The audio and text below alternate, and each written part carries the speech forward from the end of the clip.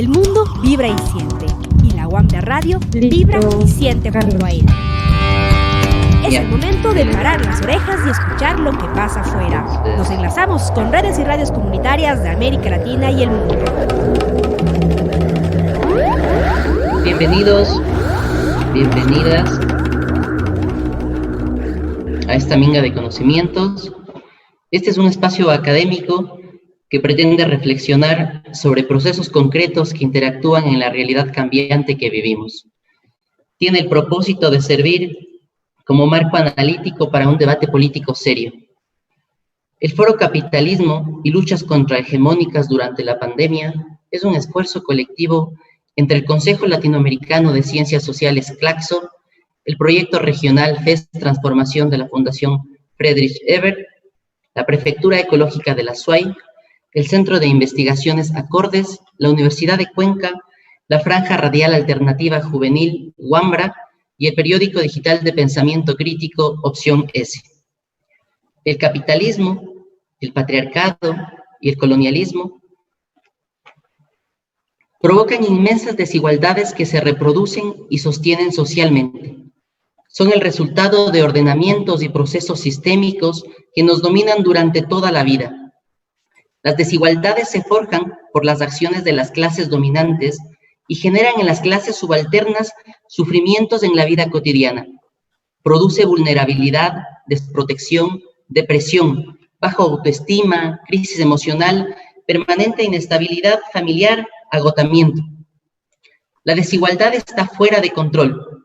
Millones de personas viven en la extrema pobreza, el desempleo y en el subempleo, mientras las élites más ricas reciben enormes ganancias. Los poderes ideológicos de las burguesías nos hacen creer que la democracia es compatible y únicamente con y en el capitalismo que ellos dirigen podemos alcanzarla. Nos hacen creer que sus acciones en tiempos de crisis son por el bien común. El capitalismo extractivo nos quiere divididos. No es un azar que los actores hegemónicos globales y locales confundan distanciamiento físico con distanciamiento social. El distanciamiento es un mecanismo y ante todo es un proceso sistemático que construye subjetividades desde la individualidad y nos aísla, rompe lo comunitario. El poder separa a los sectores subalternos que organizados pueden ser una amenaza para romper el orden establecido.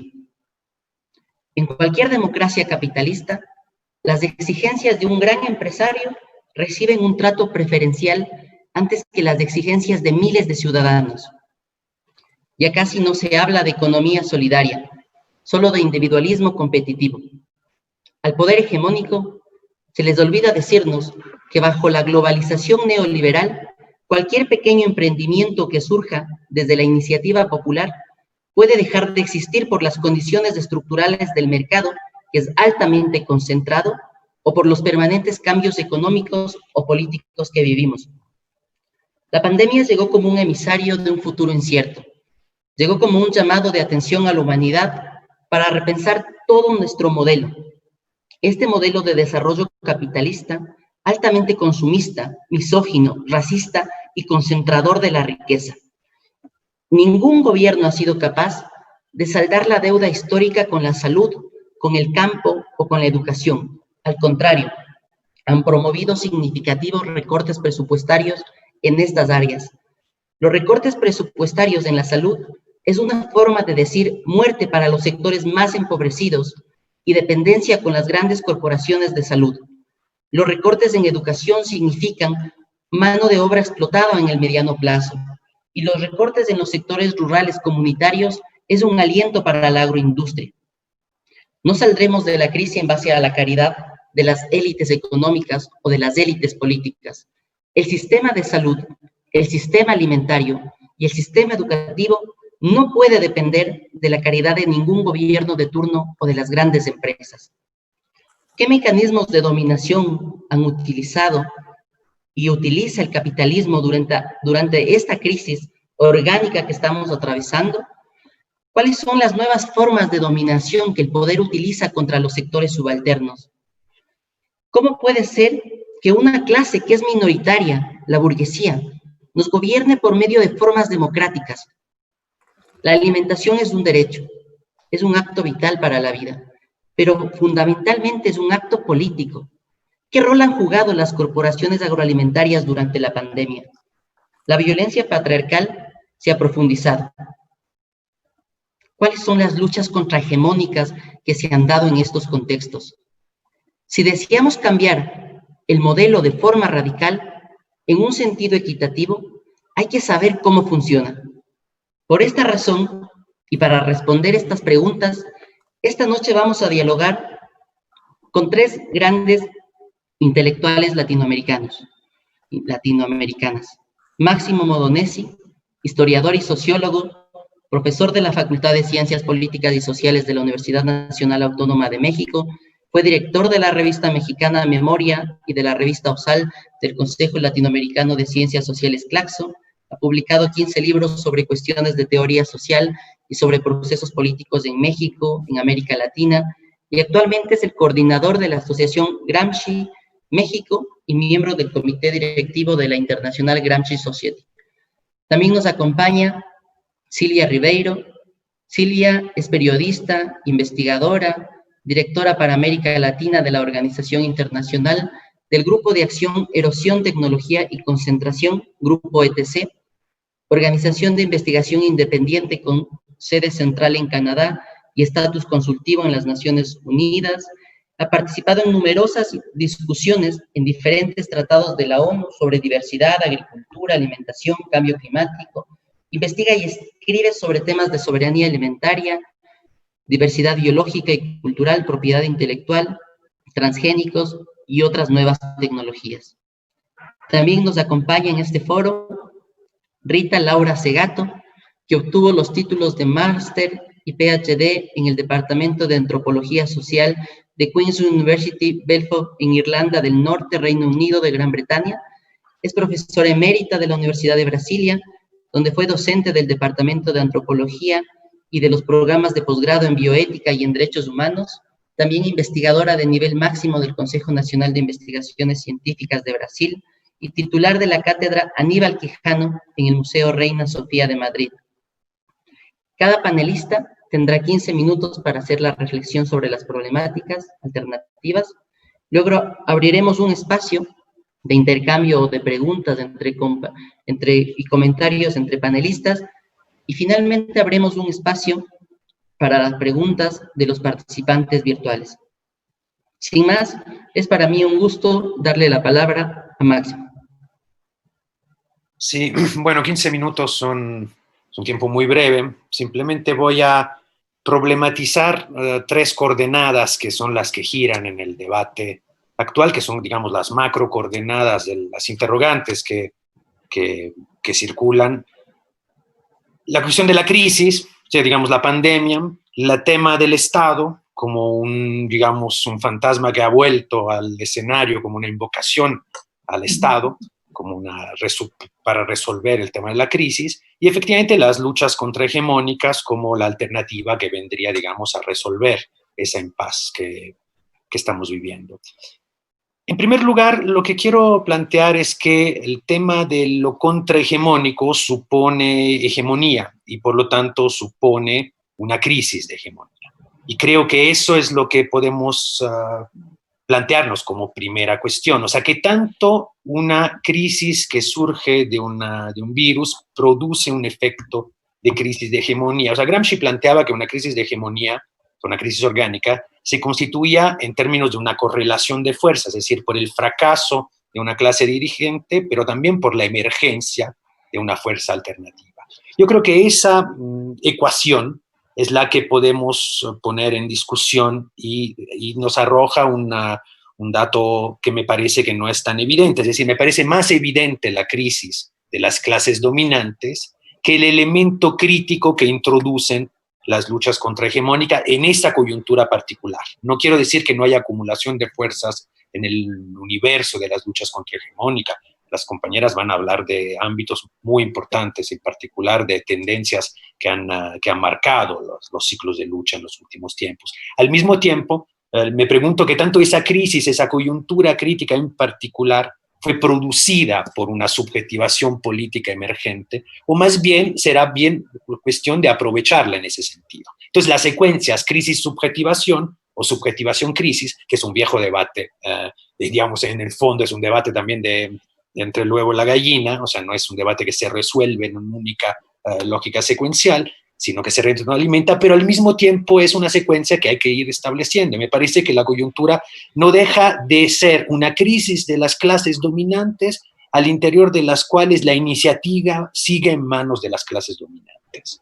No quiere decir que deje de estar ahí, pero me parece que sigue. Por eso creo que el tema del Estado se ha convertido en el centro del debate, por lo menos en primera instancia. No quiere decir que no haya subdebates que aborden dimensiones alternativas, es decir, una lógica contrahegemónica que también sea en contra de aquella hegemonía que es producida desde el Estado.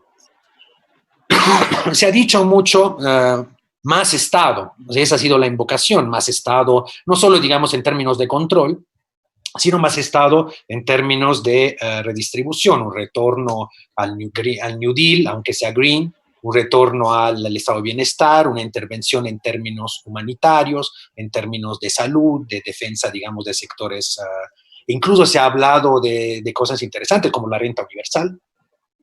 No se ha hablado mucho de reducción del horario de trabajo, pero, digamos, todas iniciativas que pasan por una, digamos, regulación estatal, pero que al mismo tiempo deberían pasar, o históricamente han pasado, ni hablar de la reducción del horario de trabajo, por luchas no solo significativa en determinadas coyunturas, sino acumulación de experiencias de lucha a lo largo de las décadas.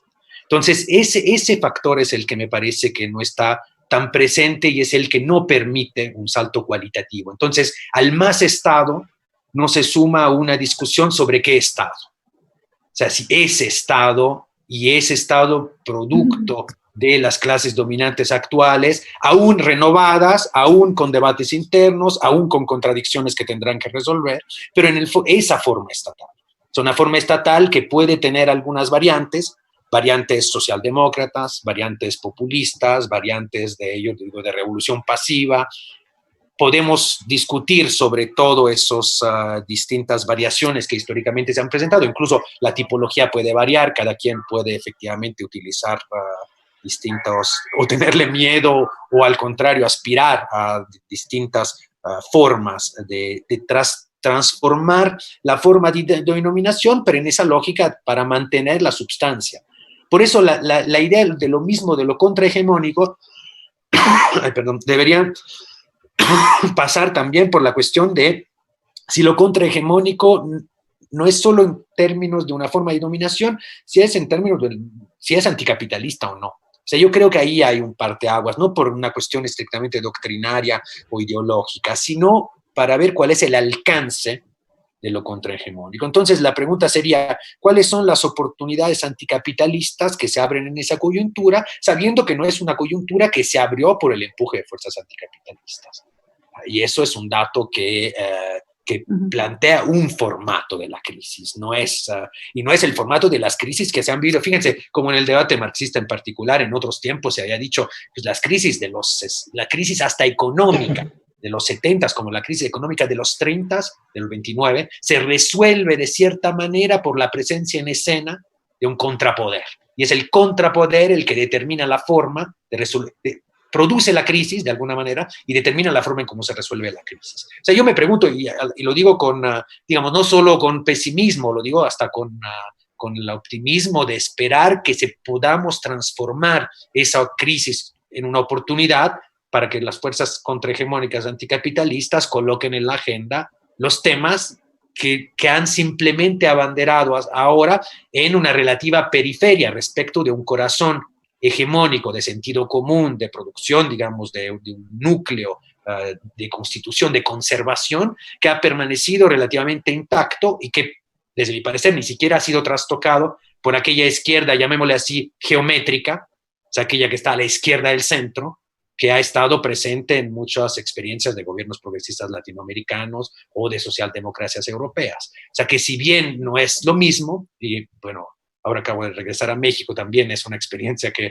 me toca de cerca, no es lo mismo, pero en última instancia difícilmente podemos hablar de una contrahegemonía que ponga en discusión una forma de Estado, que es una forma de dominación, que remite en última instancia a un formato capitalista de regir a las sociedades. Entonces, digamos, a lo que voy en un ejercicio muy breve es un poco a problematizar eso. Entonces, cuando hablamos de Estado, ¿de qué Estado hablamos? Cuando hablamos de fuerzas contrahegemónicas, ¿en qué nivel de acumulación de fuerzas podemos considerar? Yo creo que existen luchas muy importantes, pero no existe no solo la articulación necesaria, sino no ha habido ese desborde que haya puesto en jaque que haya tenido alcance antisistémico. Entonces agreguemos otro concepto a eso, está contrahegemónico, anticapitalista y antisistémico, entonces por lo menos de poner en discusión, digamos, un formato. Creo que de lo que van a hablar las compañeras, las demandas de género, el movimiento feminista, el movimiento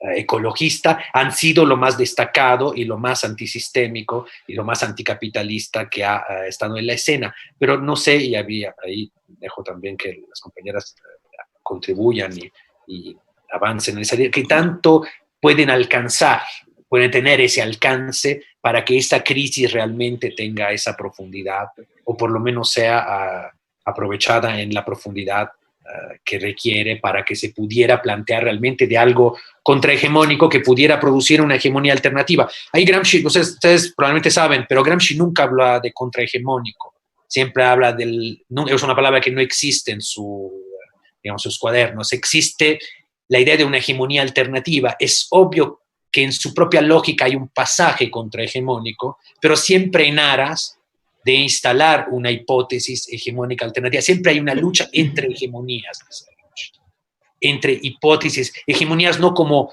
hechos, sino como proyectos hegemónicos. Entonces me pregunto en qué medida podamos asumir que ese contexto que vivimos, en ese contexto que vivimos está presente ese otro frente. Y creo que tenemos mucho trabajo que hacer y creo que es una oportunidad importante y creo que hay experiencias que están en curso y creo que las brechas que se están abriendo, y aquí habría que enumerarlas, no me detengo ahí porque se me está acabando el tiempo, pero las brechas que se están abriendo en la crisis sí están colocadas en los lugares que permitirían tener esa acumulación de fuerza que no se ha podido tener en las décadas anteriores después de una derrota que ha sido una derrota no lineal, que ha tenido sobresaltos, ciclos reactivos e incluso experiencias de gobierno que no han sido estrictamente gobiernos, digamos, de corte neoliberal, pero al mismo tiempo con cierta continuidad de fondo. Entonces, bueno, ese es como el planteamiento como para iniciar el diálogo y el debate, y es muy general, me doy cuenta, pero espero que sirva como para problematizar la cuestión.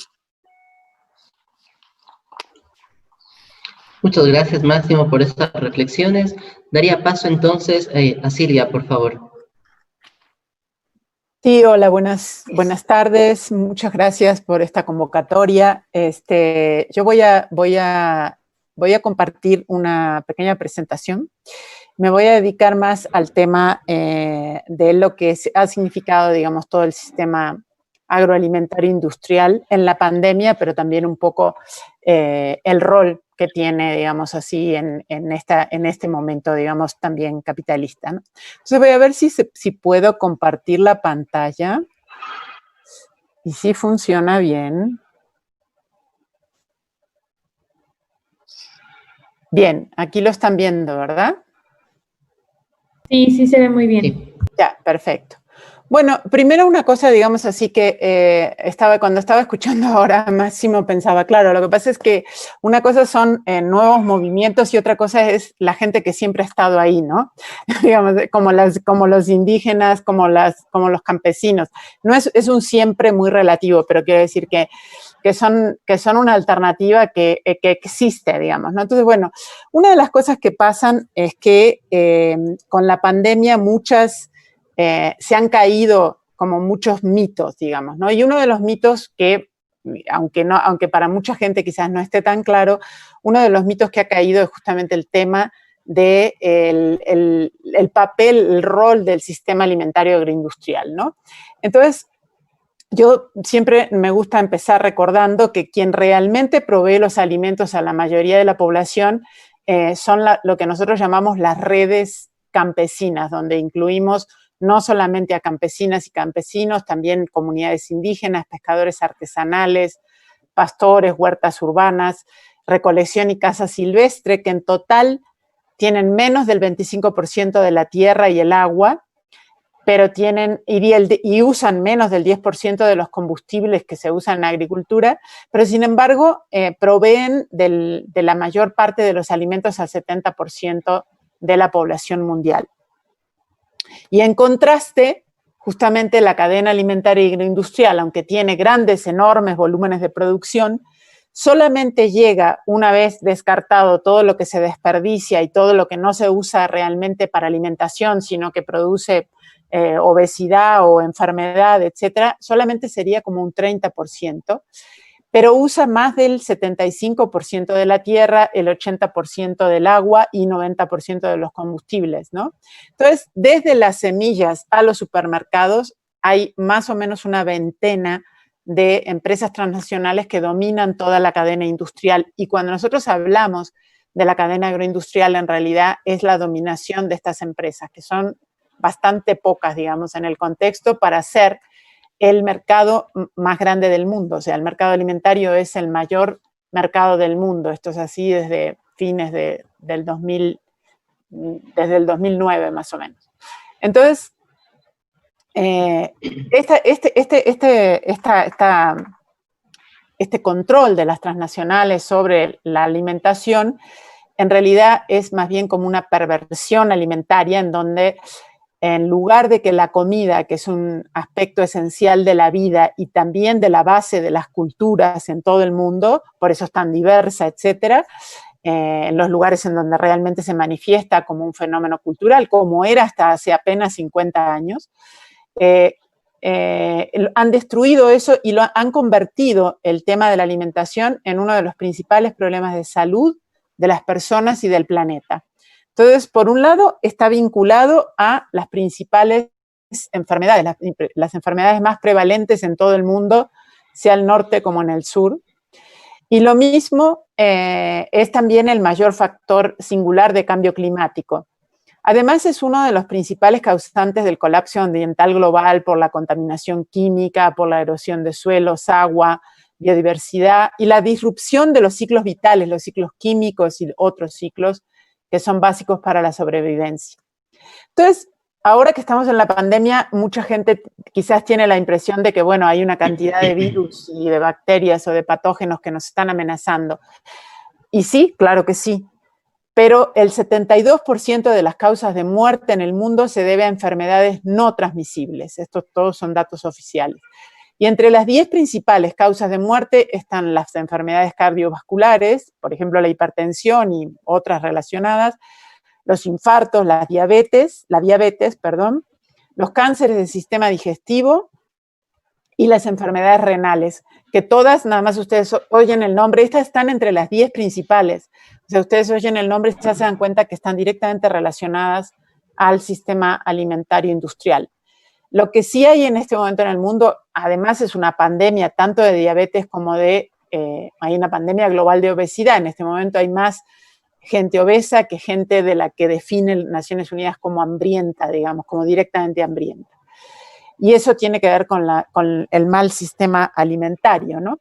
Entonces, el otro 28% son las enfermedades infecciosas, de las cuales la mayoría es de origen zoonótico, es decir, que vienen de animales. O sea, de los 30 nuevos patógenos que se han descubierto en una década, de las últimas décadas, el 75% son de origen animal, incluidas, por ejemplo, la gripe aviar, la gripe porcina, el ébola, el zika, pero incluso el SIDA y otras también se supone que tienen origen animal. Este sistema, digamos, en donde las transnacionales, en lugar de producir comida, producen ganancias y externalizan todo lo que ganancias para ellas, digamos, ¿no? Y externalizan una cantidad de costos ambientales y de salud. Nosotros tenemos un estudio de TC en donde hacemos un cálculo de lo que todo esto significa, y esto es un cálculo mínimo, de conservador, digamos, en donde por cada peso que los consumidores pagan a la cadena alimentaria en productos, la sociedad, o sea el público, a través de la atención pública, o las personas cuando lo tienen que hacer en forma privada, paga 2 pesos más por daños a la salud y ambientales que esa cadena provoca. O sea, por cada paquetito de comida chatarra que compramos, pagamos 2 veces más por estos daños, ¿no? Entonces, en la pandemia, todo esto es muy importante tenerlo en cuenta porque no son, o sea, ya eran los que provocaban la mayor parte de las enfermedades no transmisibles, pero también están ligados intensamente, o sea, muy cercanamente, a el surgimiento de nuevos virus, de nuevas bacterias resistentes a antibióticos. Tienen un rol clave en la generación de epidemias. En realidad es el factor principal, no es el único, pero es el principal. En eso, por ejemplo, el papel, digamos, que todo el mundo puede ver rápidamente es el de la pecuaria industrial, que ha crecido enormemente en las últimas 2 décadas, enormemente. Y en realidad no es que haya aumentado tanto la producción de carne, sino que se ha concentrado en menos manos y en menos instalaciones que son enormes, en donde hay miles, decenas de miles de animales hacinados, sobre todo en las empresas avícolas, porcícolas y de vacunos, que además son genéticamente muy uniformes, porque no provienen de cría natural, y tienen sistemas inmunológicos muy debilitados. Y son además el principal factor de resistencia a antibióticos, que fuera de estas otras enfermedades que hablábamos antes, es una de las 10 principales enfermedades emergentes que identifica la OMS. O sea, el 80% de los antibióticos se usan en cría animal y no principalmente para enfermedades, sino para engorde, para apurar, digamos así, el proceso de engorde, de cría y de venta, ¿no? Entonces, este sistema se mantiene, digamos así, porque en cada escalón de la cadena industrial hay de 5 a 6 empresas que tienen más de la mitad del mercado global. En el caso de las semillas, de los agrotóxicos, en el comercio de granos, las primeras tienen más de las 2/3 partes de todo el mercado global. Pero en la genética avícola, por ejemplo, está controlado por solamente 3 empresas y hay solo 3 empresas que controlan más de la mitad de la genética porcina. Esto explica, digamos, por qué además hay tanta uniformidad genética, que es un caldo de cultivo perfecto para la mutación de virus y bacterias. Y además han visto, digamos así, que el negocio, porque no solo está subsidiado indirectamente a través de la externalización de daños, en muchos casos está subsidiado directamente. De hecho, la semana pasada hubo todo un escándalo del Banco de Desarrollo en Asia y también en África, en donde han subvencionado directamente a las transnacionales, aunque se suponía que eran, digamos, proyectos de desarrollo.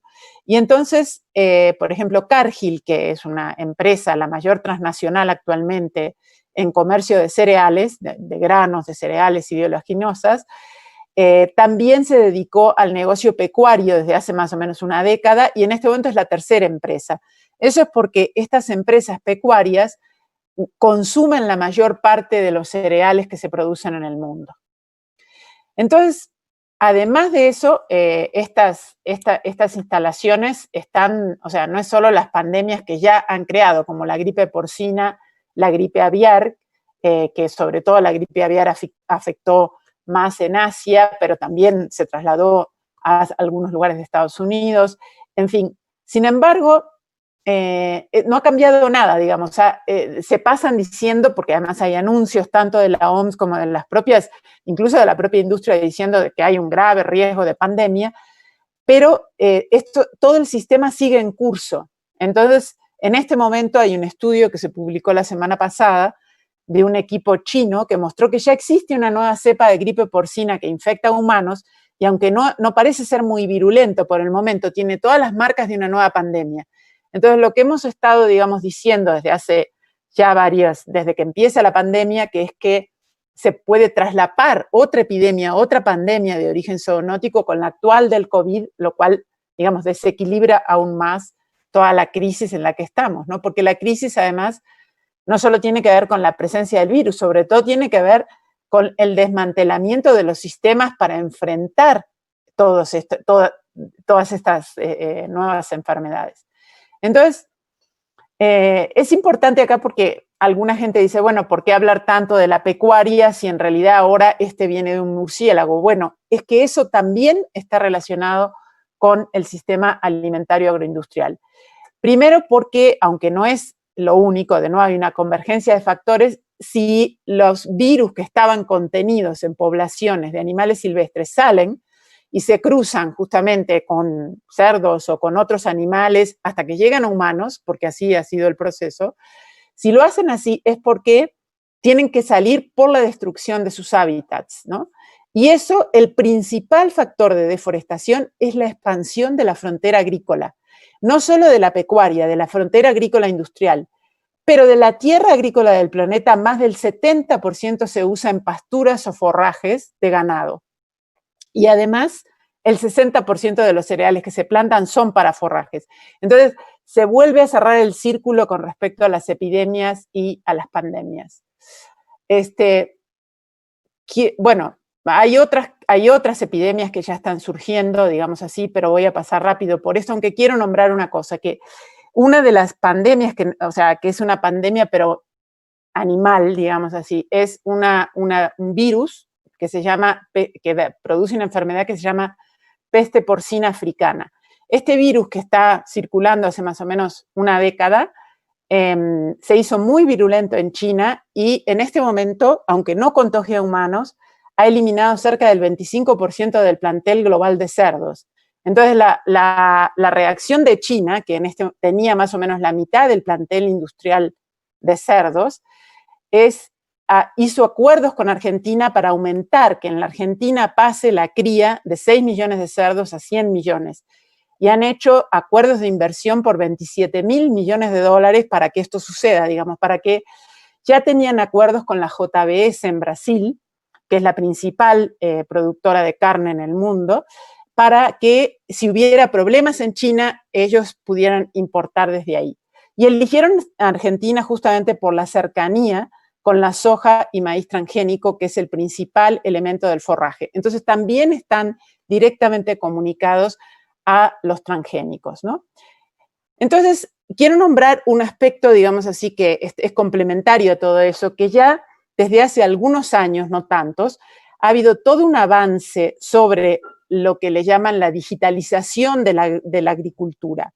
Y eso tiene que ver con la mecanización, con el uso de robots, pero sobre todo con el uso de drones, de vehículos no tripulados y de datos que acumulan en nubes, en donde de pronto las principales plataformas digitales como Google, Amazon, Facebook, Apple, Microsoft, han pasado a tener un papel fundamental también en agricultura por este tipo de mecanización, sobre todo en los países con gran presencia de agricultura industrial, como por ejemplo Argentina, Brasil, en algunas partes de México, en algunas partes de Colombia y bueno, por supuesto todo el norte, ¿no? Pero entonces se han unido ahora en la pandemia tanto las empresas agroalimentarias como las empresas digitales, que son las que han tenido las mayores ganancias, han tenido ganancias absolutamente obscenas con toda digamos, esto mismo que estamos haciendo, digamos, que nos tenemos que comunicar a través de plataformas digitales. Entonces han tenido enormes ganancias, pero de todas maneras han aprovechado para plantear a los gobiernos que son empresas esenciales y que se las debe apoyar con subsidios, etcétera, porque además todo el riesgo de las pandemias depende de que estas empresas puedan proveer servicios en línea, que además, por ejemplo, las empresas dicen que los robots ya no se enferman, que el dinero electrónico no necesita contacto personal, etcétera, y exigen que los gobiernos no solamente las subsidien directamente, sino que instalen redes de Internet para que todo el mundo tenga acceso y puedan expandir enormemente, digamos, estos aspectos de digitalización.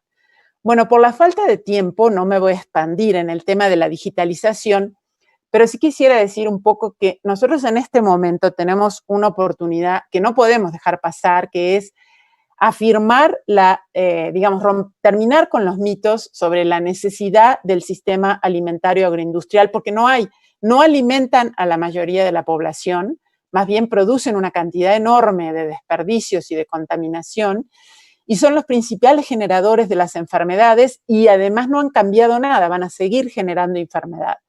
Entonces, durante la pandemia han habido las experiencias más ricas de gente, digamos así, que se ha organizado para su alimentación, justamente han venido de las comunidades locales, campesinas, indígenas, incluso de algunas comunidades urbanas, y en sistemas de distribución que se han autoorganizado. Y esos son los que han salido mejor, digamos así, en la situación de necesidad que ha provocado las pandemias. Entonces, realmente para nosotros es un momento en donde es fundamental entender que el apoyo a la producción campesina, indígena, local, huertas urbanas, es fundamental.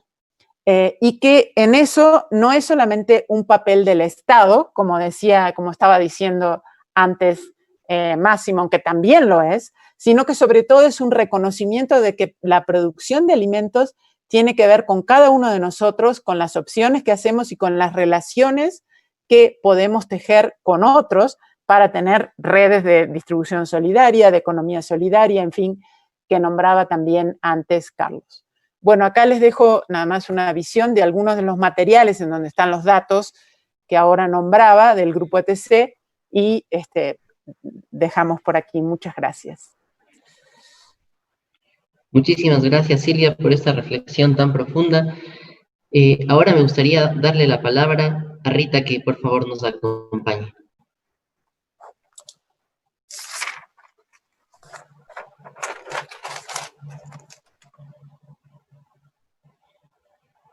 El micrófono me parece que está.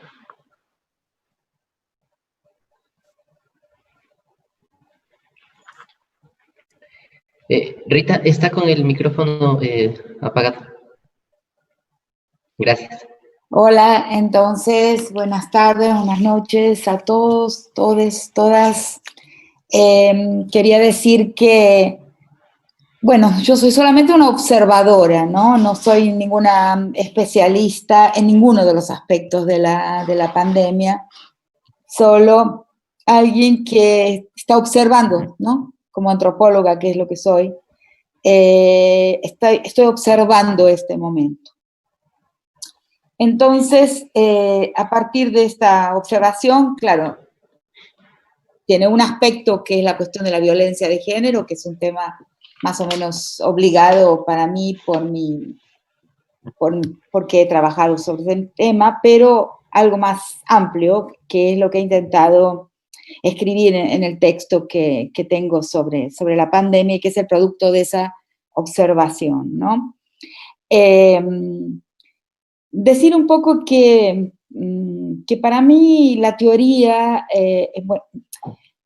mi texto, ese texto que escribí un poquito más ampliado para esta circunstancia, es que aislé 4 aspectos centrales de lo que está pasando con la pandemia, y que tienen más que ver con un tema civilizatorio que con un tema de clases propiamente dicho.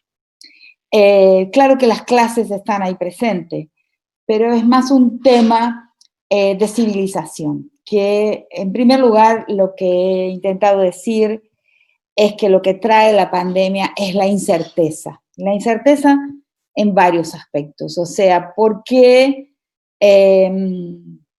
el occidente, ¿no? el occidente moderno, el mundo imperial, colonial, el poder, más que nunca en el presente, ha jugado al control, o sea, al control y al encapsulamiento del tiempo y de la historia. Y de alguna forma esta pandemia contradice esto. Entonces, esto podría ser una dimensión contrahegemónica que no viene de una relación de clases, pero que viene sí de una relación con la naturaleza. O sea, y que creo que amplía entonces la teoría, ¿no? Como la estaba colocando Máximo, ¿no? Yo soy realmente una admiradora de Gramsci por varias razones, pero yo creo que la teoría no es buena cuando intenta capturar el futuro con las categorías ya existentes. Ahí cometemos, y ahí está el eurocentrismo en la mejor de las teorías, que es siempre esa tendencia a la captura, el encapsulamiento de lo que puede pasar. Entonces, si hay algo que esta situación histórica nos puede enseñar, es la incerteza. Y también puede romper con la prisión de nuestras categorías, que es importantísimo hacerlo para no andar en círculos con las mismas estrategias y con las mismas, vamos a decir casi la misma mecánica, ¿no? Todo el tiempo de por dónde puede caminar la historia en la dirección de un futuro mejor.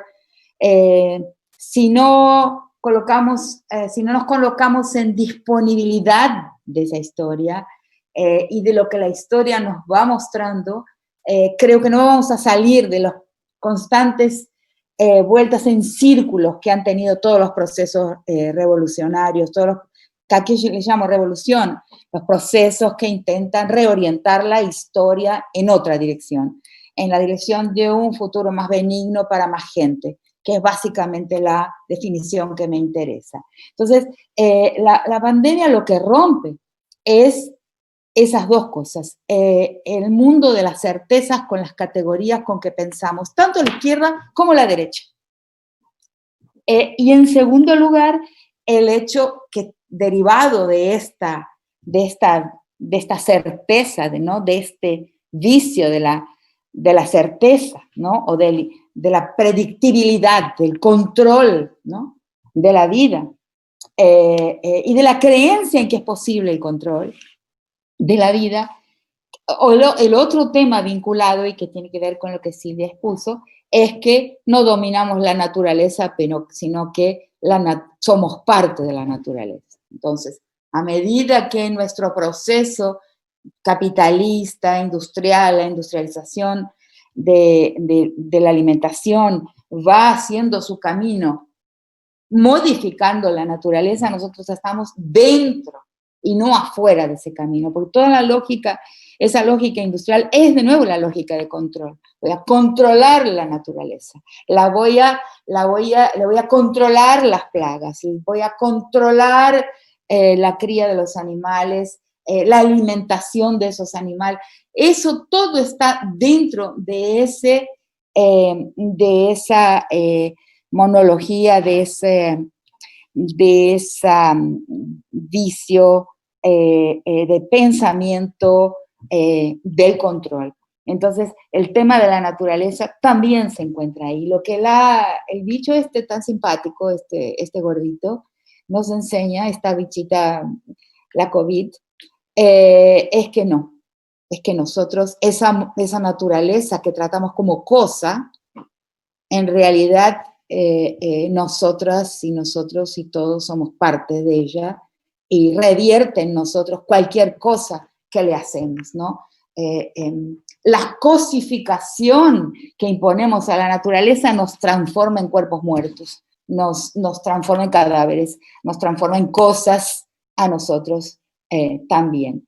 Entonces, para mí este es un aspecto filosófico muy importante, que es lo que en la observación he conseguido extraer de esta situación. Como digo, el neoliberalismo y su capitalismo de la naturaleza cosa, la cosificación de la naturaleza, pero también las teorías revolucionarias, todo es parte de un gran neurocentrismo que tiene por detrás la idea de que podemos controlar el tránsito de la historia, y lo que el tránsito de la historia nos dice una y otra vez es que no, es que nos sorprende todo el tiempo, ¿no? Es un animal gigantesco que da unos coletazos, que tira por tierra todo esfuerzo, pero existe gente que no vive así. Esas comunidades, esas mismas comunidades que tienen soberanía sobre lo que comen,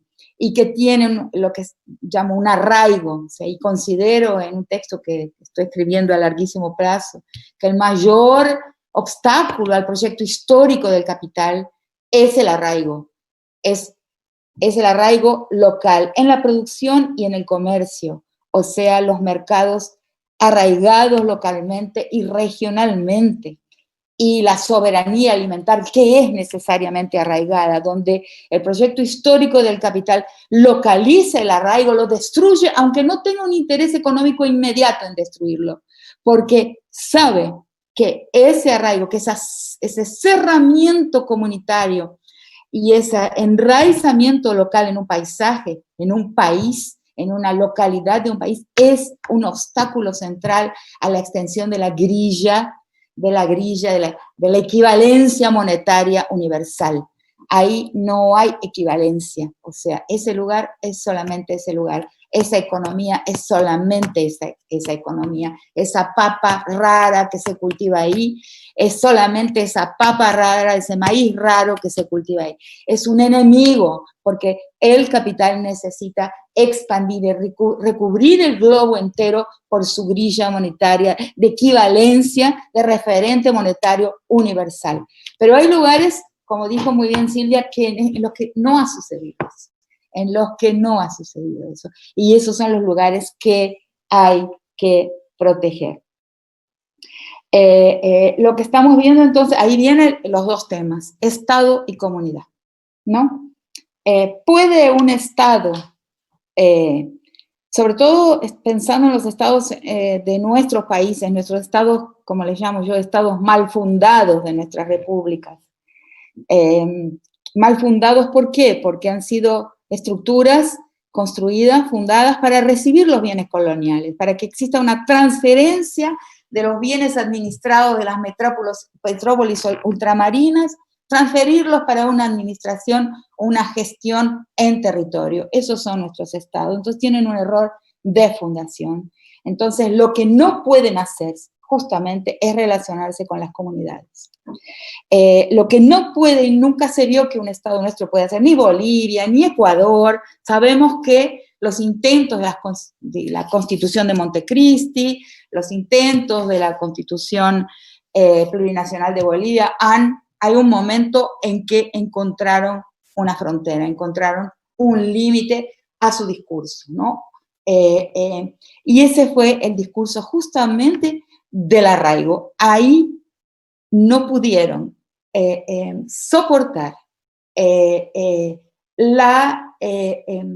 un Estado devolvedor o restituidor de fuero comunitario. Y esa restitución de fuero comunitario es absolutamente central, ¿no? Para la soberanía alimentar, para el mercado local y regional, para todo lo que en este momento, inclusive en este momento nos está salvando a mucha gente. Entonces, ¿por qué? Porque esos estados, además de tener ese origen que acabo de decir, son estados patriarcales. Ahí sí, el Estado es la última fase, el último momento de la historia del patriarcado, ¿no? Donde la captura de todo lo que se pretenda político, de todo lo que tenga una pretensión de politicidad, tiene que ser enunciado desde allí, desde eso que antes era un espacio particular, el espacio de la vida de los hombres, ¿no? De casa afuera, aldea afuera, pueblo hacia el frente conquistual, colonial, y después se transforma en la captura de todo lo que pretenda tener politicidad y la transformación, la nuclearización de las familias y la descomunalización. Hay dos cosas que son la misma cosa, que es la nuclearización del espacio doméstico, del casa adentro, y al mismo tiempo la descomunalización de la vida de las personas. Hay una ruptura, por mejor que sea ese Estado, y eso lo he observado yo con mis propios ojos a lo largo de más de 10 años, acompañando a la FUNAI, que es la Fundación Nacional del Indio en Brasil, en el atendimiento a las mujeres indígenas en todas las regiones de Brasil. Y he visto cómo en ese proceso de ese frente nacional, bueno, fue rompiendo la vida comunal. Llevó el salario, llevó la documentación, llevó cosas importantes, buenas, la escuela, la salud, balcón de atendimiento, ¿no? Balcón de educación, pero al mismo tiempo llevó una ideología que es estatal y no tuvo ninguna percepción de la importancia de lo radicalmente local, de lo radicalmente comunal que existe y que existía más todavía. Entonces, esas son quizás, la pandemia ilumina eso, porque lo que está resurgiendo en este momento en muchos espacios son, ¿no? Bueno, se están mostrando con gran visibilidad todas las estructuras malignas, destructoras de la vida, enormemente opresivas, pero al mismo tiempo que se está mostrando eso, se está mostrando también que resurgen con gran fuerza estructuras arraigadas. Dentro de las grandes metrópolis, en mi barrio, o sea, resurge de repente una comunidad de gente que nunca se habló, pero que se preguntan unos a los otros si necesita algo, te compro algo, te traigo algo, un vecino que te toca el timbre, te coloca un plato de sopa en la puerta, es extraordinario. Eso resurge de los escombros, de las cenizas. Y en el campo también están resurgiendo, sobre eso Silvia puede hablar mejor que yo, estructuras comunitarias de producción, que también entran en la ciudad, con las bolsas, con los bolsones de frutas y verduras sin agrotóxicos producidos comunalmente en los alrededores de la metrópoli. Entonces están las dos cosas, ¿no? El Estado, pero un Estado que hasta en el mejor de los casos, lo que he llamado para Argentina, que ha sido un poco mal interpretada, dije, bueno, de repente el Estado se volvió materno, ¿no? Está cuidando cómo las personas, pero no, ahí hay un límite muy preciso. O ese Estado reconoce, fortifica, promueve la existencia comunal, o va a dar con los murros nahua, como se dice en portugués, va a morir en la playa, va a morir en la playa. Entonces, creo que por ahí paro, ¿no? No sé cuántos minutos utilicé. Estamos bien. Podríamos pasar ya al segundo momento, si les parece, donde intercambiamos comentarios sobre las ponencias que hemos escuchado ahora. A mí me parece fundamental esto que Silvia nos hablaba, de que las grandes corporaciones no nos están alimentando, que son las comunidades. Es la agricultura familiar campesina la que está alimentando al mundo. Y eso lo hemos visto, digamos, en los sectores rurales de Ecuador. Podemos afirmar que al menos del 60%, al igual que los estudios que nos presentaba Silvia, la alimentación viene de la agricultura comunitaria. Al mismo tiempo, me parece a mí importante lo que mencionaba Máximo, el tema de cómo reconocer estas luchas contrahegemónicas que se van consolidando a lo largo de este proceso de encierro, de este proceso de distanciamiento. Me parece también fundamental poder discutir, si les parece, el tema de quién controla o quién tiene ahora la hegemonía a nivel global.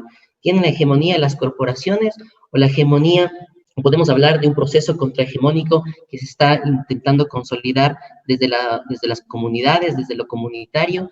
Y este estado patriarcal que intenta o que puede visualizárselo como un estado capturado por estas élites económicas, y que estas políticas públicas, una vez que el estado que está capturado responde a estos intereses de clase, o es quizás que el Estado está cumpliendo su rol fundamental para el que está creado, para responder a los intereses, para responder como un órgano que ejecuta esa voluntad consciente de las élites. O sea, ¿cuál viene a ser este rol del Estado en estos tiempos? Esto me parece que se podría ir profundizando un poco. Podemos volver, como hicimos al inicio, con Máximo. Tendrías más o menos unos 5 minutos, luego estaría Silvia y luego Rita. Te dejo la palabra entonces, Máximo. Bueno, o sea, a mí me parece muy interesante lo que planteaban las compañeras.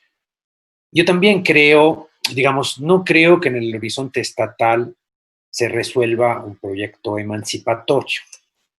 Pero también me pregunto, o sea, si eso de, llamémoslo proyectos emancipatorios, si es algo de civilización o de clase, bueno, será una combinación de los dos elementos. No creo que haya salto civilizatorio si no hay también una ruptura de la dominación de clase, de una constitución clasista que es impuesta. Pero bueno, más allá de esas cuestiones, el punto es que tanto en una crisis tan aguda, sobre todo tan aguda en términos de los paradigmas que pone en discusión, si desde lo comunitario seguimos sosteniendo una lógica resistencial, entonces lo contrahegemónico es siempre resistencial, estrictamente resistencial, con lo cual, digamos, podemos quedarnos satisfechos. O sea, los que nacimos, no nacimos en términos, pero nacimos políticamente después de la caída del muro, uno piensa, como decía Gramsci, podemos prever solo la lucha, no podemos prever el triunfo, la victoria de la revolución. Entonces, con la lucha nos quedamos y vale siempre la pena luchar, aunque de resistencia se trate. Y sin embargo, la pregunta es cuando nos encontramos frente no solo a lógicas distópicas, se habla de clases peligrosas, o sea, hay un clima, digamos, de contraataque reactivo, o sea, hay un clima, digamos, una dramaticidad que también la crisis manifiesta en términos de las respuestas posibles. Apretones de tuercas, estado de excepción permanente, etcétera. Se habla, si nos podemos refugiar en lo comunitario en términos de una lenta acumulación de fuerzas que no deja de ser resistencial. Yo lo digo porque yo lo valoro y creo que el principio de autonomía, de autodeterminación, es constitutivo de esa subjetividad capaz de ser antisistémica, pero me pregunto cuál es el punto, el momento y el formato y la mediación necesaria para dar un salto cualitativo, o si ese salto cualitativo, un poco como, no sé si lo sugería Rita, o sea, tenemos que efectivamente ahogarlo en la incertidumbre. O sea, la incertidumbre en el fin se lo termina ahogando, digamos, no es un caldo de cultivo, es digamos, finalmente un abandono de eso. Y yo, digamos, me resisto a eso a pesar que obviamente los años pasan y las cosas no ocurren, y entonces uno como va también colocándose y festejando cuando hay acumulación de fuerza, aún en términos defensivos, en términos de cuidado, que son distintos ámbitos de cuidado, incluso ámbitos de clase, de género, de raza, etc. Entonces, bueno, eso lo planteo también como cuestión a debatir, porque no es lo mismo decirlo en tiempos de ordinaria administración que decirlo en tiempos de crisis sistémica. Esa misma lógica, digamos, de planteamiento de lo comunitario como lugar de resistencia.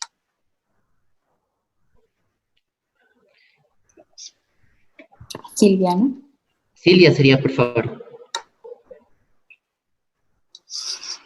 Micrófono. Micrófono, Silvia. Ok. No, estaba diciendo, bueno, me parecieron las dos charlas sumamente interesantes. Coincido mucho con lo que dijo Rita.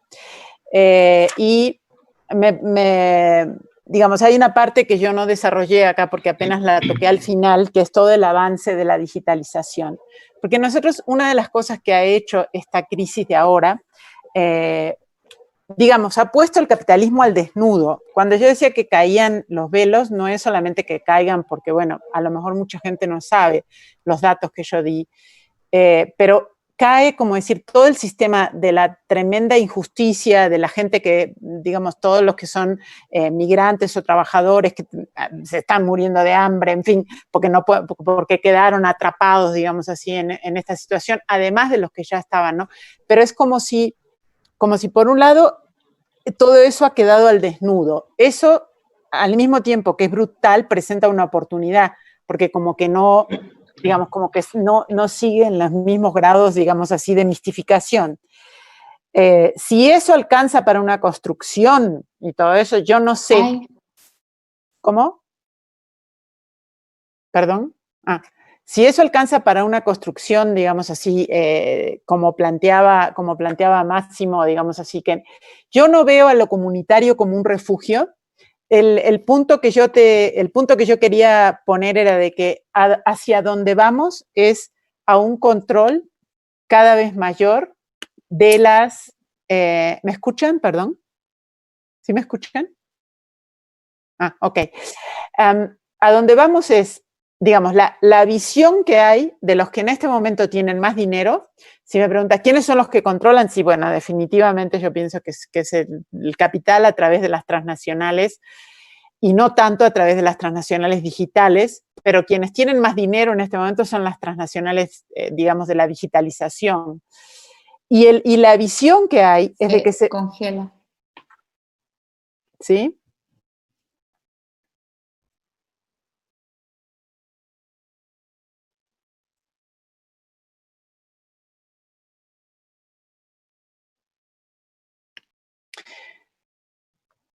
Perdón, parece que se cortó un momento. Ahí Sí. estamos escuchando bien. Ok, bueno, nada más, lo que quería como darles esta imagen, digamos así, la visión de las plataformas digitales, que son las que tienen en este momento mayor cantidad de dinero, son las de mayor capitalización de mercado, es justamente un mundo completamente individuado, completamente aislado, en donde la industria principal de sus ganancias tiene que ver con la persuasión. En fin, todos estos son temas que yo no lo planteé tan específicamente, pero que es algo así como lo contrario de todo lo que estaba explicando antes Rita y un poco de lo que yo decía, porque no es el tema de ser lo local. Creo que el tema del arraigo y lo que decía Rita es muy importante, y es como decía yo al principio, o sea, los campesinos como la frase que dicen acá en México, querían tanto conservar su forma de vida que tuvieron que hacer una revolución, ¿no? Entonces, que la revolución zapatista, digamos, ¿no? Pero lo que querían era, no, en realidad no era porque querían cambiarlo, sino porque querían estar en ese lugar. Claro.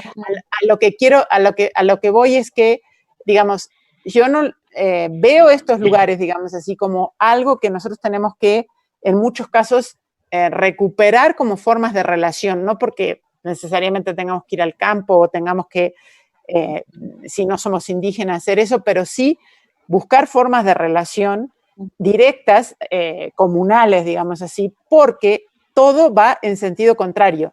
Y va en sentido contrario como una forma de dominación extrema, de control extremo. Es paradójico porque la visión que hay es que todo se puede controlar como si fuera una máquina de ingeniería, desde las computadoras hasta la naturaleza, etcétera, ¿no? Y bueno, yo ahí pienso que, claro, todo se ha como trastocado, pero es evidente, por ejemplo, que por supuesto que el movimiento feminista y de que el cuestionamiento al patriarcado, pero también una visión diferente de la naturaleza unida a lo indígena y todo eso, que todo eso tiene un alcance de larguísimo plazo, que no es de ahora, que no ha sido como un momento de crisis o algo así, sino que eso está alimentando también todas esas formas diferentes de organización. Entonces, nada, es más un comentario, digamos así, de cosas que me surgieron y que yo pienso que en realidad todo en la vida es incertidumbre. Lo que pasa es que justamente lo que nos han como impuesto es el pensar de que todo funciona como una máquina en donde no hay incertidumbre. Y no es así. Es lo contrario, digamos, ¿no? Entonces, en ese sentido, digo yo que este momento es como una oportunidad y realmente en muchos lados hay como cosas que están, digamos, bulliendo desde abajo, ¿no?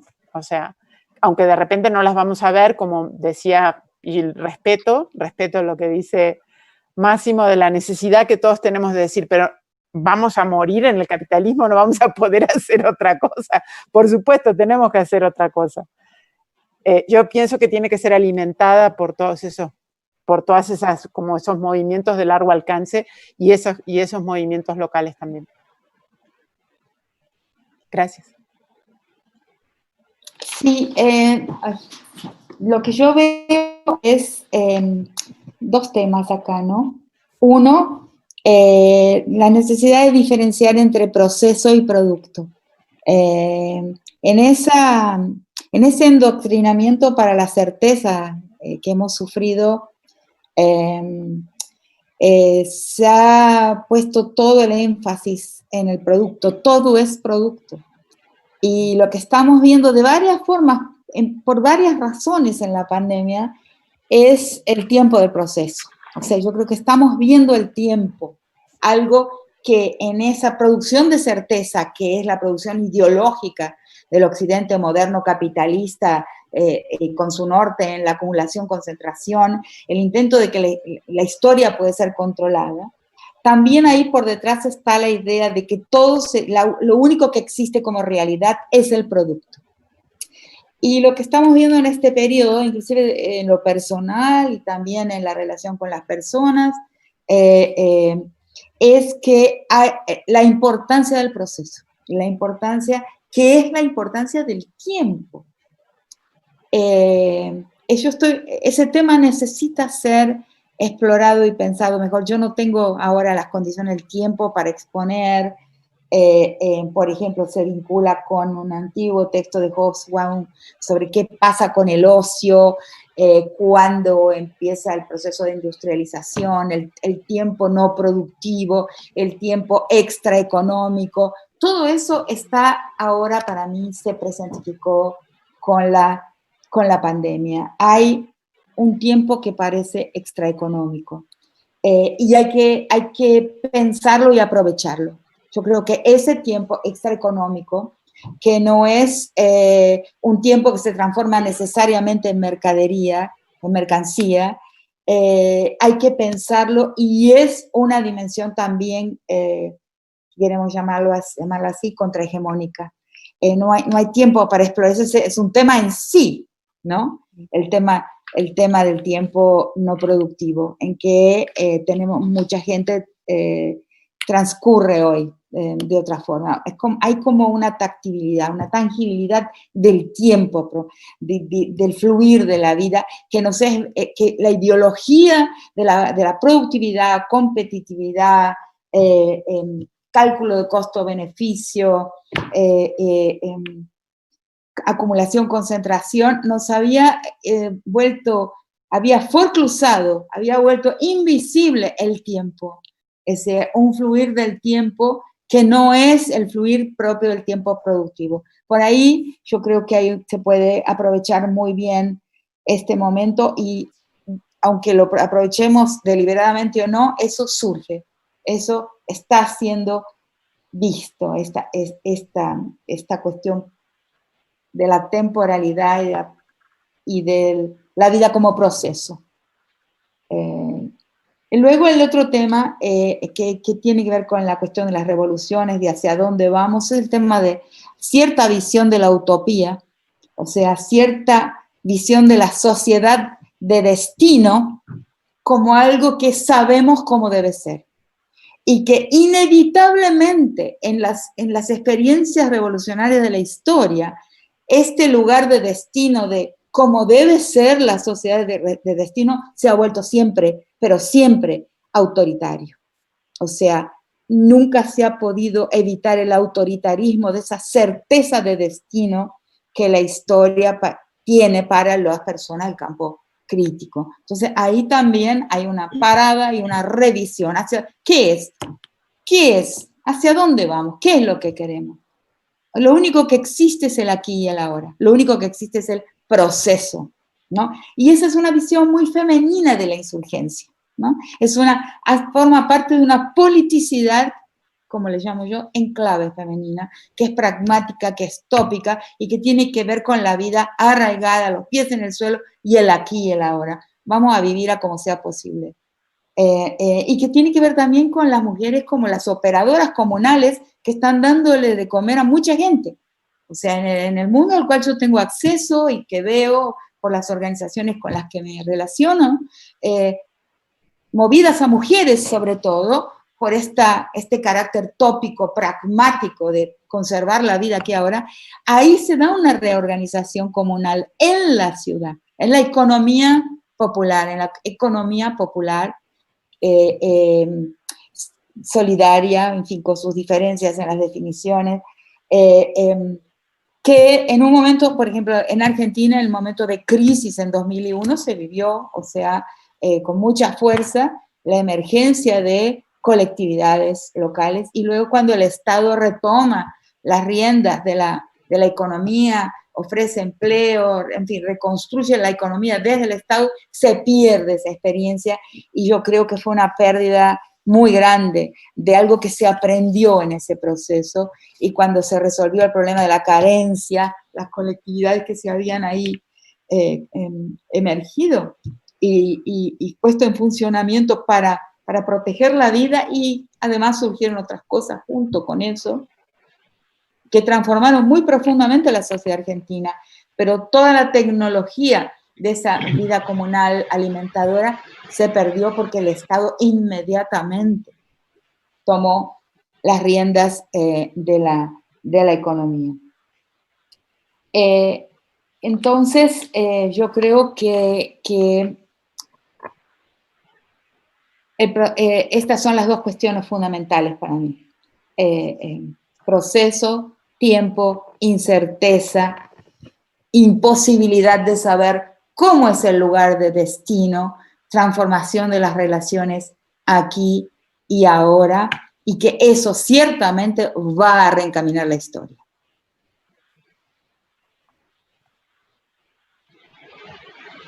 Muchas gracias, Rita. Vamos a abrir ahora la parte final, serían las preguntas. Tenemos varios comentarios, varios saludos.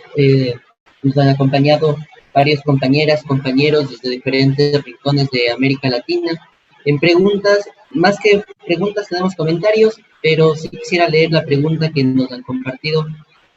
Dice, me gustaría que nos amplíe un poco más sobre el tema de la agricultura 4.0 y la digitalización de la pandemia. Está dirigida para Silvia.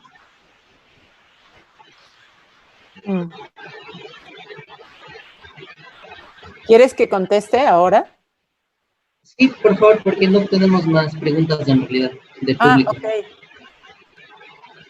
Bueno, es un tema un poco amplio, digamos así, pero el tema de la digitalización de la pandemia, en realidad ya hay, estamos en un momento del capitalismo en donde todo va hacia la digitalización de todos los rubros industriales. Ese es el proyecto, del capital. Y incluso la mayoría de los conflictos geopolíticos, incluso entre China y Estados Unidos y todo, están por detrás algunos de los aspectos que están relacionados a la digitalización y a la, digamos, no solo a la automatización en robots y todo eso, pero también a la digitalización, que la diferencia más grande que tiene con el periodo de automatización es la existencia de estas grandes, enormes bases de datos en donde, digamos, la principal fuente de capital especulativo en este momento viene por esto que una socióloga de Harvard que se llama Shoshana Zuboff llamó capitalismo de vigilancia. Pero no es vigilancia solo en el sentido de control, eso empata mucho con lo que decía Rita antes, sino que además es, digamos, sobre todo es la obtención de datos y que esos datos sirvan para persuadir a consumidores, a gente a votar. Por ejemplo, se supone que eso pasó en las elecciones de Trump, de Bolsonaro y de Macri, a través de Cambridge Analytica, en fin. Entonces, por un lado está, digamos, esta industria de la persuasión que tiene que ver con el uso de nuestros datos y el análisis de esos datos y la capacidad de registrar una cantidad tan enorme de datos que hace que en este momento sean solamente las grandes plataformas digitales, las GAFAM, que puedan dar ese tipo, digamos así, de almacenamiento y de interpretación de datos, y por eso están en el lugar que están en este momento, que son las de mayor capitalización de mercado. Entonces, con respecto a la agricultura, ya venía pasando, la agricultura es, como decir, el de los rubros industriales, el que más tarde llegó a la digitalización, pero en este momento hay toda una tendencia que va desde la robotización y el uso de drones, etcétera, en el campo, digamos así, hasta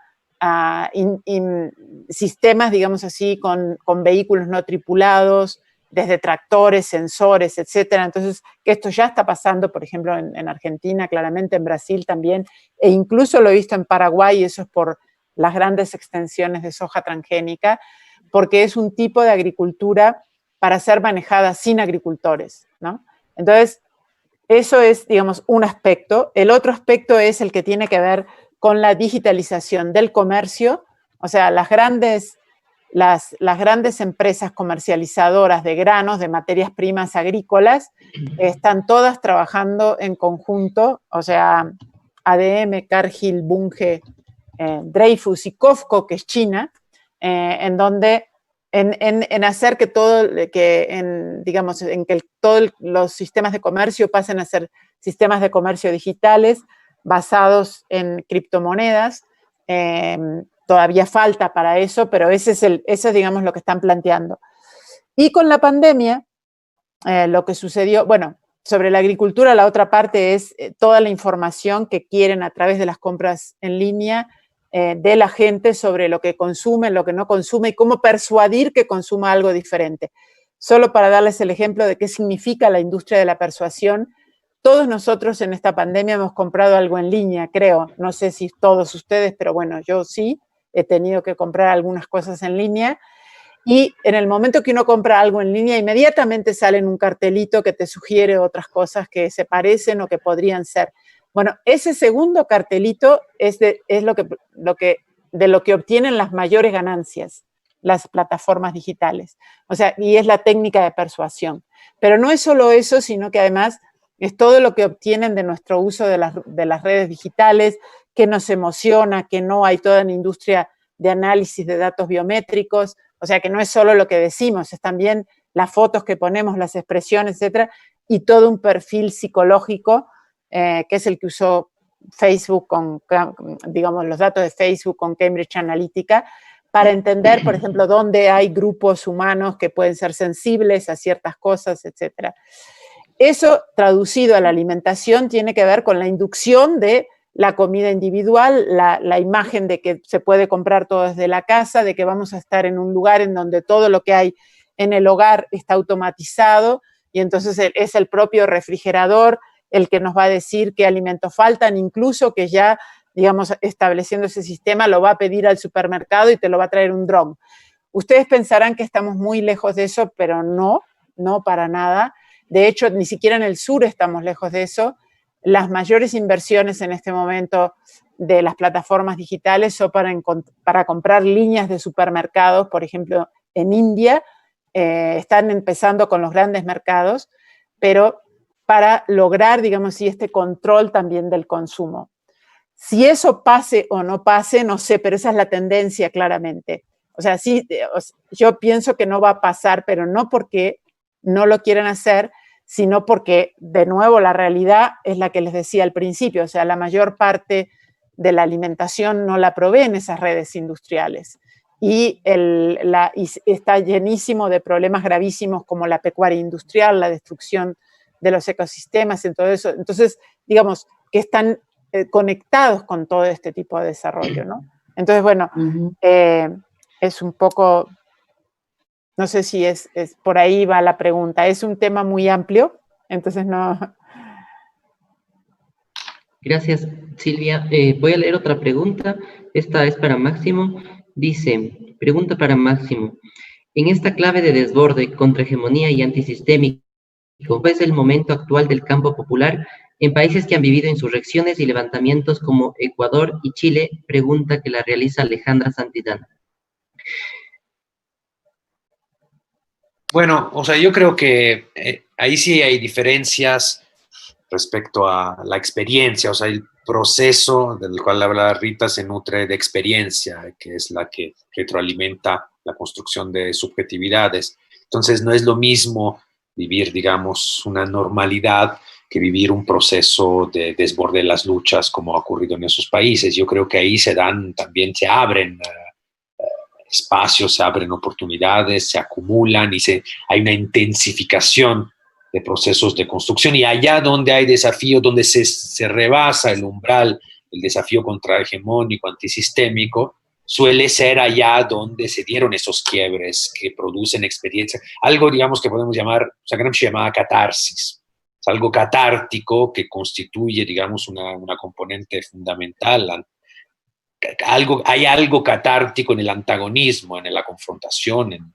Por eso yo siento que también no es lo mismo incluso la comunidad que se reproduce sobre sí misma que la comunidad que lucha, que está obligada a luchar, a defenderse, a contraponerse. Y creo que, bueno, en esos países donde ha habido procesos prolongados o por lo menos cíclicos de levantamiento, insurrecciones o contextos, digamos, confrontacionales, yo creo que por un lado sufren también derrotas que también se pagan en términos experienciales. O sea, el momento del álgido de la confrontación se paga en términos de derrota, pero también se retroalimenta una experiencia que suele, digamos, condensarse y suele a veces incluso la derrota, como hablan los filósofos, digamos, melancólico, suele regresar también como algo que desafía y que se prolonga, algo que no desaparece. La derrota no solo, digamos, incluso Rosa Luxemburgo en algún momento hablaba del valor de la derrota en términos experiencial. Entonces, creo que ahí es esos experiencias, y la prueba es eso, que también persisten. Ecuador, Chile en particular, han habido ciclos, digamos, no con éxitos rotundos, con éxitos parciales, pero al mismo tiempo con una continuidad. Entonces creo que sí, no es lo mismo enfrentar una crisis pandémica teniendo esas experiencias acumuladas y esa politización construida en el conflicto. Es una ventaja y es un haber y es algo que densifica la capacidad de respuesta a esa crisis en particular. Pero habrá que ver, obviamente. No hay certeza. La única certeza es que no tenemos certeza. Gracias, Máximo. Una pregunta para Rita dice, ¿qué oportunidades se tienen dentro de la pandemia para contrarrestar la violencia de género?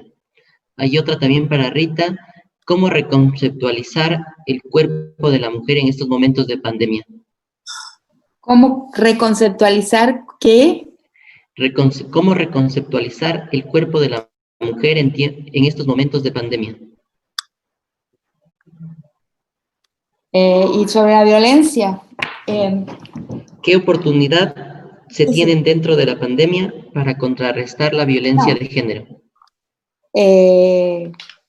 Una oportunidad, ¿no? Lo que se ha visto, que igual que en todas las áreas conflictivas, o sea, en todas las áreas de estrés estructural, han emergido y también entonces ha emergido con la misma fuerza la conflictividad de género. El género es conflicto, o sea, no existen tiempos de paz para las relaciones de género porque son relaciones desiguales, o sea, por definición. Entonces, el patriarcado es un orden político y la desigualdad surge con mucha fuerza, como otras formas de desigualdad surgen con gran visibilidad en la tensión que impone la pandemia. Entonces, como oportunidad, no sé, existe una oportunidad de visibilizar, ¿no? esa tensión. ¿Y por qué ha surgido de esa manera en el espacio doméstico ese estrés, esa agresividad? Y eso sí permite, la oportunidad es entender mejor qué es lo que, el gatillo, ¿no? Aunque para entenderlo mejor tenemos que observarlo más, o sea, podemos entender con lo que sabemos, ¿no? Cuál es el gatillo de la violencia de género, traer lo que ya sabemos a entender, pero, y algo se puede decir sobre eso, pero unas cosas que yo defiendo es que como la situación es muy nueva, o sea, las personas están una gran parte de su tiempo, como se dice en Ecuador, en las comunidades negras de Ecuador, casa adentro, ¿no? La vida pasó a ser casa adentro.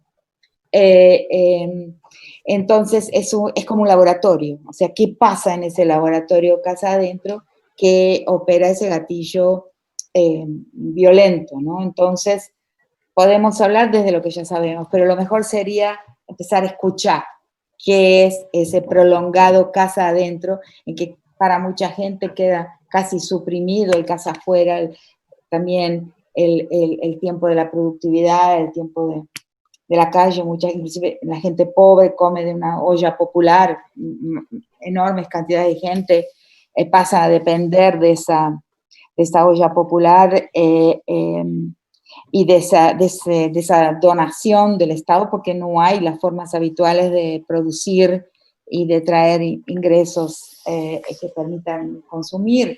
Entonces, eso es, digamos, casi una casa adentro compulsorio que hace surgir una gran frustración. Entonces, lo que surge es la gran dificultad de la administración, de la frustración por parte de los hombres, ¿no? Porque la masculinidad produce una forma de la socialización del sujeto masculino, hace con que tenga mucho más dificultad en gestionar, en administrar las situaciones de frustración, o sea, encontrarse en la imposibilidad de hacer algo, de acceder al mundo exterior, de soportar la carencia, o sea, y esa presión toda se vuelca encima de quien es más débil. O sea, no, el hombre siempre ha tenido una posición bisagra, ¿no? Entre el mundo de afuera y el mundo de adentro, ¿no? Pero el mundo de afuera le produce un tremendo estrés, el mundo del patrón, el mundo del blanco, y se transforma en el patrón dentro de casa. Ahora, estando dentro de casa todo el tiempo, esa patronal dentro de casa se hace sentir con mucho más fuerza.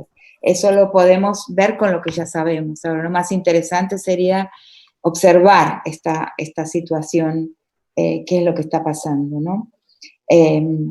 Y observar esta administración muy deficiente de las tensiones cuando ellas se colocan como en esta situación de emergencia, ¿no? La otra pregunta sobre el cuerpo. La anoté por algún lugar aquí. Si me la puedes decir de nuevo, porque Sí. ¿qué pasa con el cuerpo de la mujer en esta situación? ¿Cómo? ¿Cómo reconceptualizar el cuerpo de la mujer en estos momentos de pandemia? Yo no sé, nunca lo he pensado de esa manera. ¿Por qué reconceptualizar el cuerpo de la mujer? Sí, podemos reconceptualizar o comprender mejor el papel de la mujer, o sea, cuál es lo que está a su cargo, ¿no? Y cómo su know-how, o sea, es el dominio que ella tiene de determinadas tecnologías de sociabilidad, se vuelven muy importantes en un tiempo de domesticidad compulsoria, o sea, de casa adentro obligatorio. Ahí la mujer, digamos, y esa puede ser una de las razones de conflictividad, quien domina ese espacio, ¿no? Todos los saberes y, digamos, quien administra ese espacio casa adentro es el papel femenino. O sea, ahí, en ese casa adentro, el hombre se encuentra en una posición obligatoriamente subordinada, o así debería ser, ¿no? De tener que obedecer a cómo se hacen las cosas en ese espacio, en ese reino, ¿no? Ahora, sobre su cuerpo, no he pensado que haya algo fundamentalmente diferente con relación al cuerpo de la mujer. Al contrario, posiblemente haya realmente un cambio muy grande o una presión muy grande en sentido de una transformación del cuerpo del hombre. O sea, que es un cuerpo para las mayorías habituado a abrir la puerta y hacerse a la calle, hacerse el espacio público, hacerse a casa afuera. Ahí ese cuerpo es que tiene que ser modelado de otra forma para contenerse en el espacio de la cuarentena. Creo que nosotras tenemos una continuidad mayor y los hombres tienen una discontinuidad en su experiencia por el acuarentenamiento, o sea, por la restricción de la movilidad. Entonces, no veo que sea particularmente mayor el estrés sobre el cuerpo de la mujer. Me gustaría escuchar a la persona que hizo la pregunta, cómo lo ve, para ver si me pierdo algo, o sea, para ver si hay un punto ciego y yo no estoy percibiendo un cambio muy fundamental en el cuerpo de la mujer, en esa obligatoriedad de estar en el espacio doméstico. Por temas de tiempo vamos a leer las dos últimas preguntas. Muchísimas gracias, Rita. Sería: ¿la digitalización o mercados virtuales arrasan con las pequeñas economías? ¿Qué sugerencias nos puedes dar para disminuir o evitar los efectos o evitar ser arrastrados en este sistema que nos obligan las potencias económicas? Pregunta para Silvia. Y para Máximo dice, ¿bajo qué coordenadas podemos pensar una alternativa política contrahegemónica?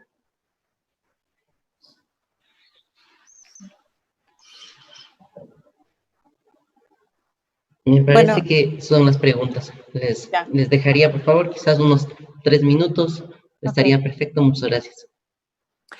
Sí, yo creo que evidentemente está el tema de las pequeñas economías y de hecho el Foro Mundial de Davos, el Foro Económico Mundial, dice que lo único que acepta, digamos así, como un impacto negativo de la digitalización es que se van a perder muchísimos empleos, muchos más de los que se puedan generar, por un lado, bueno, y eso es un problema, pero yo pienso que el problema de la digitalización es un problema para todos que tenemos que enfrentar. Hay movimientos críticos, de hecho, por ejemplo, bueno, la Marcha Mundial de Mujeres tiene un trabajo muy interesante en el tema justamente de patriarcado, digitalización y formas de apropiarse de las formas de comunicación a través de, digamos, software libre y, digamos, otras formas de comunicación y de uso de las redes sociales. Es todo un tema eso, pero el tema general, digamos así, del avance de la digitalización, una de las cosas más notorias que hay es que está absolutamente no regulado. O sea, no hay ninguna regulación ni sobre la aplicación de la digitalización, ni sobre los datos, e incluso estas empresas que son las más ricas del mundo no pagan impuestos en ninguna parte porque son internacionales y virtuales, digamos, ¿no? Entonces, hay muchos datos de todo esto que necesitamos encarar y, bueno, por un lado controlar, porque, digamos, como siempre, como el sindicalismo siempre ha tratado de por lo menos lograr mejores condiciones, pero por otro lado, tenemos que tener un pensamiento crítico más de reflexión, más profundo sobre lo que significa esta nueva forma de control y de individuación, en donde estamos todavía más lejos, digamos, sí, de poder ver la realidad realmente como es, ¿no?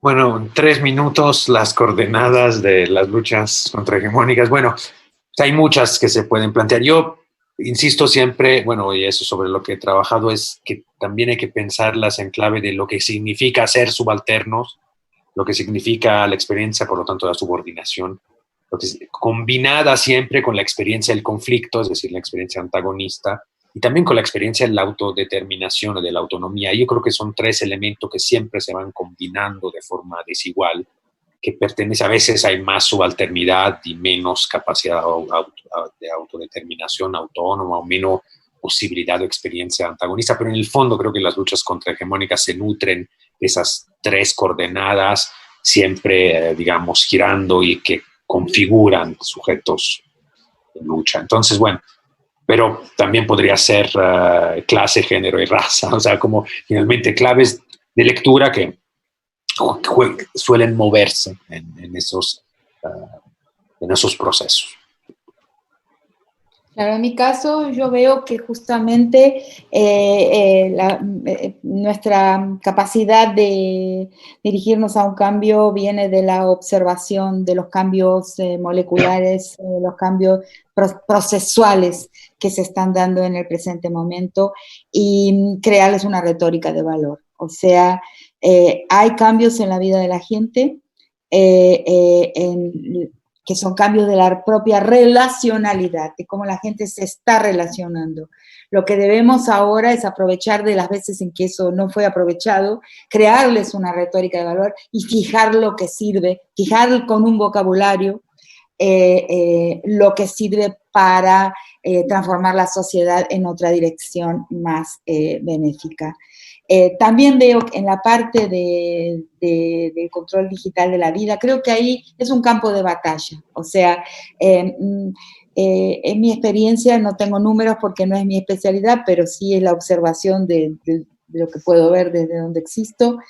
Sí hay organizaciones de productores, hay nuevas formas de mercadeo de pequeños productores que a través de la relación digital están siendo los proveedores de un número cada vez mayor de gente. Lo que me interesaría saber es cómo procede, a qué velocidad va ese aumento de la gente que está pasando a consumir de esos pequeños proveedores que existen, por lo menos en la ciudad de Buenos Aires, muy claramente, y cada vez aparecen más la capacidad de entrar en contacto digitalmente con la producción pequeña. Eso me gustaría saber de Silvia cómo es, porque solo lo observo por mi vida particular. Y en tercer lugar, el papel de las mujeres como atadoras de los nudos comunitarios y de los nudos de protección de la vida,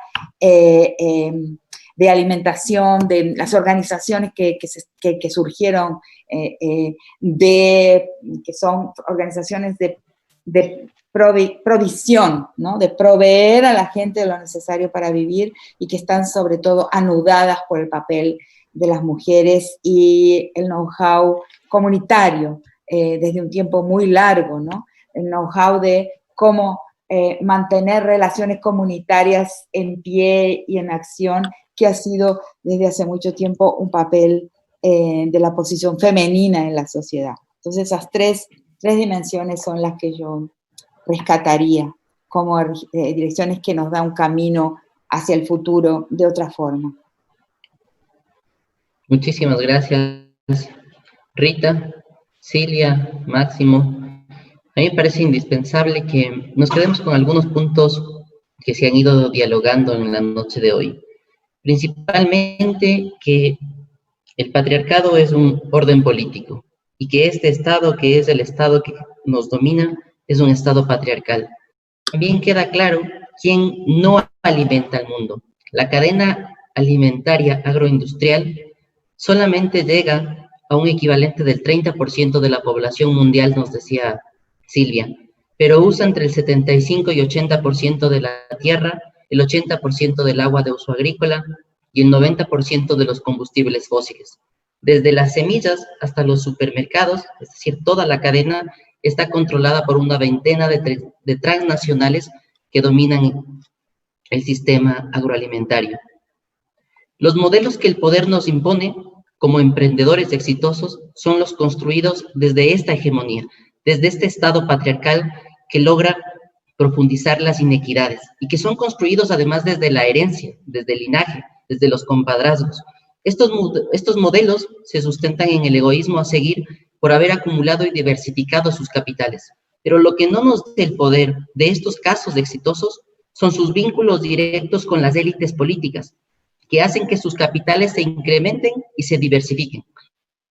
Aplicar políticas públicas que excluyen a miles y miles de ciudadanos en nombre de las ganancias de las minorías selectas es injusto, es indigno, es reprochable, contrario a los derechos humanos. Pero la élite del poder además es altamente diversificada y, como nos decía Silvia, logra incrustarse a lo largo de toda la cadena productiva. Con mucha frecuencia, ellos, a través de sus empresas que están entrelazadas, se compran a sí mismos una y otra vez, integración vertical, le dicen ellos, logrando que ni un solo dólar salga por fuera de sus dominios. Le llaman economía circular.